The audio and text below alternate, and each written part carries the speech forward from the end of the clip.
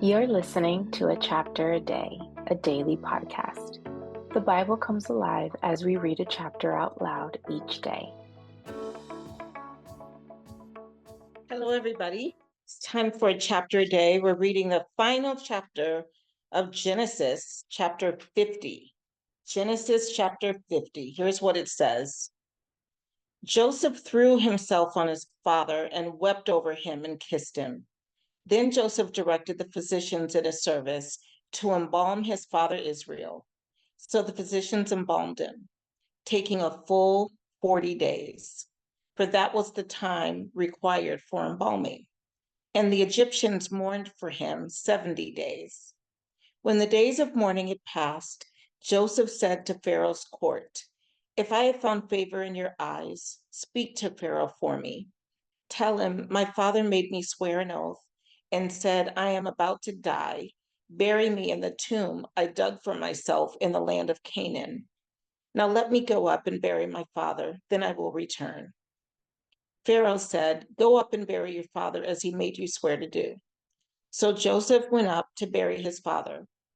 All Pharaoh's officials accompanied him, the dignitaries of his court and all the dignitaries of Egypt, besides all the members of Joseph's household and his brothers, and those belonging to his father's household.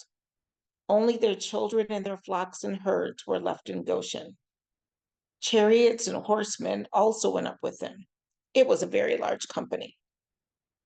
When they reached the threshing floor of Atad near the Jordan, they lamented loudly and bitterly. And there Joseph observed a 7-day period of mourning for his father. When the Canaanites who lived there saw the mourning at the threshing floor of Atad, they said, "The Egyptians are holding a solemn ceremony of mourning." That is why that place near the Jordan is called Abel Mizraim.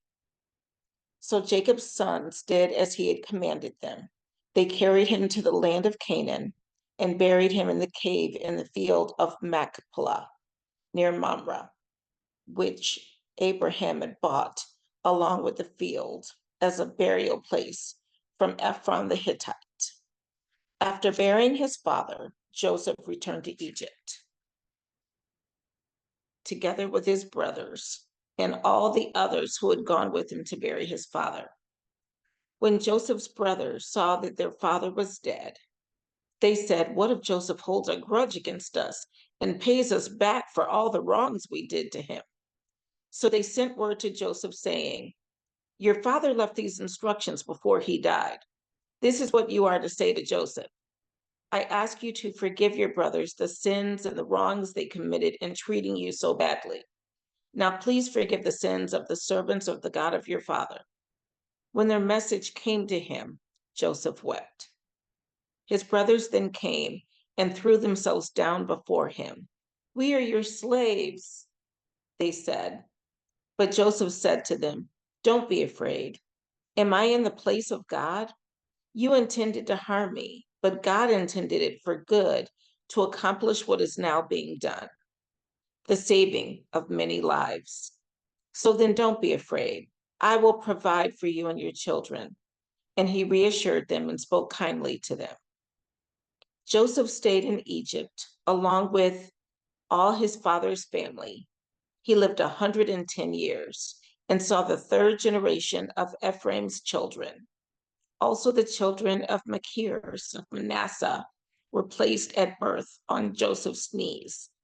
Then Joseph said to his brothers, "I am about to die, but God will surely come to your aid and take you up out of this land to the land he promised on oath to Abraham, Isaac, and Jacob." And Joseph made the Israelites swear an oath and said, "God will surely come to your aid, and then you must carry my bones up from this place." So Joseph died at the age of 110, and after that, they embalmed him. After they embalmed him, he was placed in a coffin in Egypt. And that was the final chapter of Genesis, chapter 50. Have a good night, everyone.